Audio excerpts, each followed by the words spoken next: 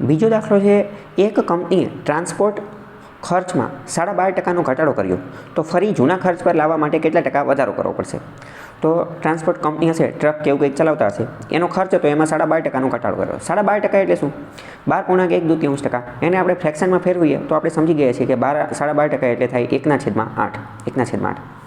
તો ઘટાડો કર્યો એનો મતલબ શું કે 8માંથી 7 બની ગયો હશે. 8માંથી 7 બની ગયો હશે.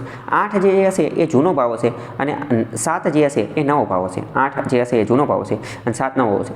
તો પાછો જૂનો ખર્ચ લાવવો હોય તો 7માંથી શું કરવું પડે? 7માંથી પાછું 8 બનાવવું પડે. 7માંથી પાછું 8 બનાવવું પડે.